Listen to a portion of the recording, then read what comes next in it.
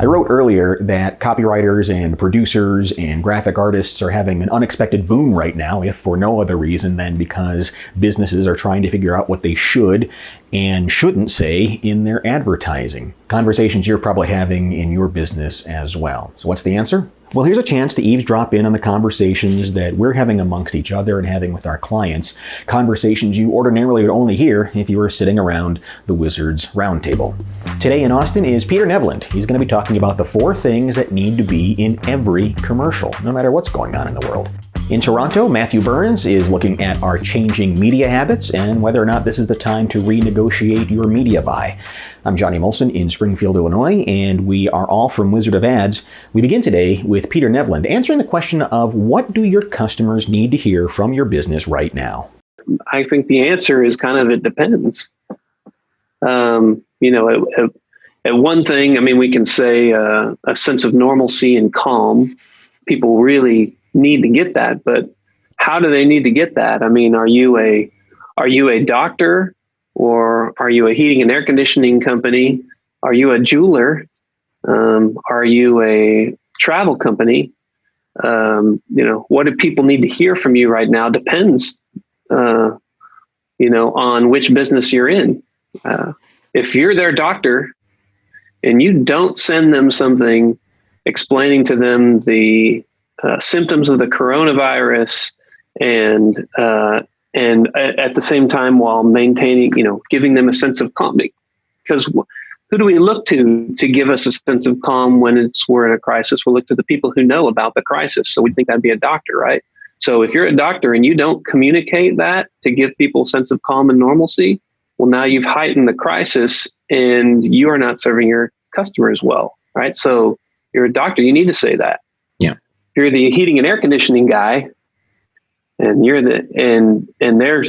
they only think about you whenever their heating and air conditioning goes out. What do you need to say to them during the coronavirus about the coronavirus?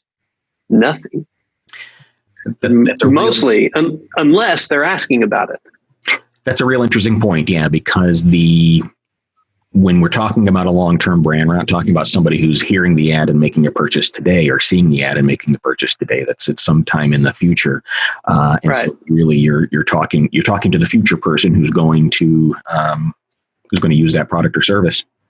Yeah, that's right. If my customers are not asking about the coronavirus, or not asking me about the coronavirus when they call in and stuff like that, or at least there's only a small fraction that are, and I don't need to speak to them about the coronavirus. What do I speak to them about? What are the 4 things that any ad needs to possess, right? A big idea, nuts and bolts. Okay. Maybe big idea, nuts and bolts, but the nuts and bolts probably doesn't need to have too much of a price tag if you really want to win people. And then the 2 that most advertising leaves off, entertainment and hope, right? Make it interesting. Entertaining doesn't mean it has to be funny. Entertaining just means it has to capture our attention. Right. So you could be serious and sensitive, and that's the way you do it. It just depends on your personality. Right. But in hope, the idea that it can get better. It's, so could you give them a story that explains like where you came from, why you do what you do, and how that, maybe you learn some amazing, wonderful lesson from, if you're entertainment industry, if you're a musician, if you're I don't know, someone else that does live stuff, how could you be getting in front? Well, crap, they're looking to you for entertainment and hope. So you got to find a way to get in front of them and give them that entertainment and hope so that you're paying it forward now so that they come back to you whenever they come back. You have to be able to last that long, right? So I don't know. There's a lot of different stuff there. Sorry, that's kind of a long answer. Matthew probably has something short and concise. No, a lot of variables. Yeah, Matthew up in Ontario. What are you saying to your client? What do you think your clients need to hear through their advertising now? Well, I gave some advice this week actually that was pretty interesting. I have a guy who's always in front of his customers, and he's now not able to be in front of his customers. So part of that conversation is he's not a doctor. I thought that was a great point, Peter, that when you're a doctor, you talk about corona. If you're not a doctor, your lead in isn't corona. It can't be, because nobody's asking that of you. If they ask you what you're doing with your employees specifically because of the pandemic, then great. You can answer that question. And I hope you've done enough work to plan for that. But if they haven't asked you specifically, that word normalcy is the best word that I've put out to my clients. It's just, guys, be normal. Are you willing to adapt? It's not the smartest and the strongest that survive. It's the ones that are willing to adapt. So don't change your communication strategy too much. It would be my best advice. You're still going to go down that same path. You're not changing your words just because the corona's there. A good example would be my landscaping company. They went this week, started new advertising for their springtime service, right? So they do aeration. That's the way they start every spring. And so he put out there, put the price out there, let everybody know exactly what it was going to cost, let their customers make their decision. But he's not running it into radio right now because he wasn't on radio before. He's not ramping up his marketing. He's staying true to who he was. And he's going to ride that out for a little bit. He planned ahead to make sure he could do that. Now, that planning ahead part is the I think would change all of the communication that we do with our clients and how they communicate with theirs. If they didn't plan ahead, if they weren't doing their best, putting their best foot forward early on, making sure they could get through everything, that would be the difference, I think. One thing that I'm hearing quite a bit from all forms of media, from radio to TV to billboards to the internet, are businesses who suddenly put on the brakes and said, whoa, nobody's moving. Why should I advertise right now? Peter, do you scale back your marketing at a time like this? I would love to say absolutely not. You need to keep it going completely all the way through. In fact, if you're thinking of doing anything, increase your advertising right now, because nobody's on the, all sorts of companies are dropping their advertising, and your voice is suddenly everywhere. You've got this incredible share of voice. Like this is kind of advertising gold right now. I would love to say that. Mm-hmm. Ideally, that's what you should do, because you're just going to win once you come out of it. The problem is what happens during this time. How do you survive this time? And so that makes that slightly different. In fact, somebody who's very, very smart, I would say smarter than me, came up with this saying that he said, let's not be for what should be. Let's be for what is. Right? People who are for what should be go broke quickly and seem to live in a world of regret and resentment that the world can't be as it should be.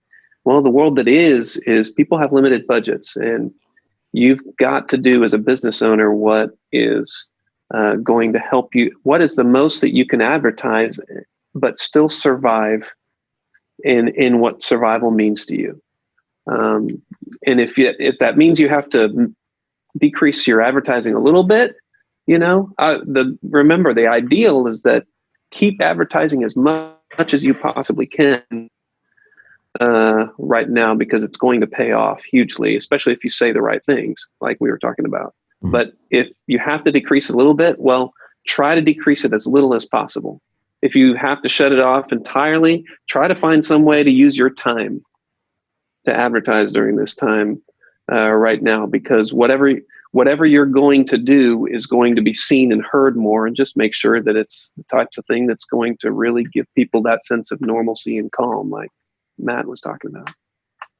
There's a lot of businesses now who are saying, gosh, people aren't on the roads as much as they are. They must not be listening to the radio anymore. Matthew, how has our media habits changed? It's interesting. Actually, I was speaking with Peter yesterday about this. Yeah. And because one of our customers is a metal roofing company. They're a manufacturer of stamp goods, actually, and one of their products is a metal roof that they were going to go to market with on radio. And so timing was just horrendous as far as, all on board 4 months ago. Yes, we're ready to go. Let's get on radio. It came down to the last minute where we're like, okay, we're ready to go. We've got the ads are written, everything's approved, and the client is nervous. So our question went to our media buyer, to our strategist. Peter got involved, And we just talked about what does drive time look like in our area. This answer is so convoluted. You cannot answer it for everywhere, because you look at traffic maps for Toronto, which is where we're talking from. And in Toronto, and it's a parking lot. There's nothing happening on the highways, which means drive time is not happening anymore. Parking lot meaning not packed. They say it differently in Canada. Yeah, empty parking lot. Thank you. Absolutely. Empty parking lot. Waiting for the circus to come and put up a tent. Yeah. Oh, it's literally, right. It's waiting to be filled up again. It's lonely. It's a lonely, desolate place. But does that mean that they're not listening to radio? We don't know. So do the research. So get in touch with your radio stations, get their numbers, get the Nielsen data. I mean, we've got to work with the people who know that best. I can't specifically answer that question, but what I do know is I'm going to ask a lot of questions about what the radio trends are right now. Because I think one of the things you had pointed out, Peter, was that you actually found down in Austin that people were listening to the radio a little bit more than they had in the past. And all the Nielsen data in America shows that. Yeah. But we're about to get some of that data up here, and so we get to make that decision. We've asked for. We still want to go forward. We just need to get that data, and the client is asked for a 1 week to make a decision on do we start or do we push back. Yeah, definitely. I haven't seen that actually here in the U.S. And if anything, just continuing to be on the radio. Radio stations are throwing in bonus spots all over the place. So your frequency is going up. So even if the radio audience is going down for your same exact spend, you're actually reaching more. So if it's going down that much, it's like staying the same. You've got to just be aware, right? How it's going to go. I mean, there's all sorts of different factors to play out. I guess that's what, as Wisdom Ads Partners, and I think that we probably wrestle with some of these questions a little bit more than maybe a lot of advertising agencies do, because we're incentivized based on how much our clients grow, not how much advertising we get them to spend. And so my advice to them about spending their money looks a little bit different, because I'm interested in the preservation of their business too. I'm interested in the growth of their bank account and the preservation of their bank account as well. It's actually my highest motivation, right? Because that helps me. So as a result, I'm considering, the advice that I might give might be different than other advertisers. Oh, sorry, I broke the conversation. No. Because it's concise. What you said was leading. What does he do? He thinks too esoterically, and that just nobody can respond to that. Why does Peter Nevland do that? Sorry. That's all right. So on that thought though, is this a time for businesses to renegotiate their buys with their media? I think that's a dual-edged sword question, isn't it? People are thinking it. Yeah, no, 100% they are. Mm-hmm. I'm going to give you my limited advice. I'm not a radio guy. I'm a graphics guy. I'm going to give you my limited advice. So this is worth a lot. Yeah, right. Exactly. Well, my take on this is that thanks, Peter. I'm sorry. You did it to yourself.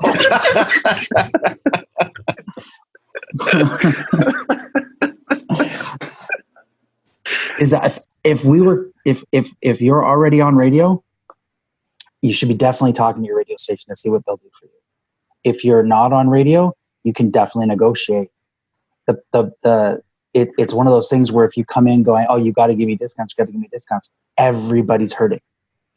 It's not one of us that's feeling pressure right now specifically. Everybody's feeling pressure. Restaurants are not making as much money as they used to. Live entertainment, like we talked about earlier, the heating and air conditioning, nobody's getting married. Like everything's being canceled. So if you want to take money out of somebody else's pocket because you want to put it in yours, is what I caution you on. Now, if it's getting a couple of extra spots because your radio stations are, hey, listen, I've got some room and you guys are stuck with me, that's great. Absolutely, you should be taking that. But I just caution on holding people, turning the screws too hard. because it could backfire on you in the long term. Yeah, this is no time to try to be a pariah. What are your thoughts on that, Peter?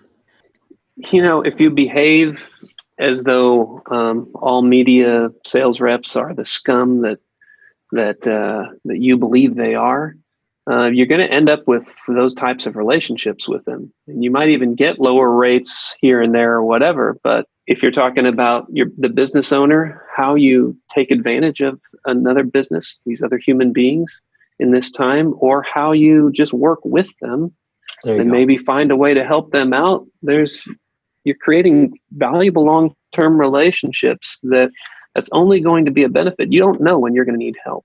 Yeah. You don't know when goodwill is important, and how many of those bridges do you want to burn? I mean, I think part of this is a human lesson rather than just a marketing lesson, but that's the best marketing, is the ones where we celebrate humans. And the building of relationships, not only within the company, manager to employee, owner to employee, but also the relationships, business to business. It really is going to be tested right now. And some of the seeds you were sowing 8 months ago are now's the time to test and see how strong those things are, because you'll know real fast. Yeah. And what better time to be sowing more seeds? You think if there's ever a time when the ground of people's hearts is fertile, right? And it's in a torrential downpour or, volcanic ash, right? All those things end up being incredibly life-giving over the long term, even though the short term, they're very harsh. And so this is the time to be planting seeds like crazy. Those seeds, as much resources you have, right? Sow your seed now. And because it's going to be really fertile crops afterwards, when they come to harvest and people need your service or whatever, they remember people who stood by them in a crisis. That's powerful. So think about it. That's not only true relationally, it's also true, from a business sense, because business is really a series of quite a few different relationships. These are the questions we're getting quite a bit right now, and so if there is something on your mind or a question that you have, put it in the comments below, and we will address it in an upcoming episode of the Wizards Roundtable from Wizard of Ads.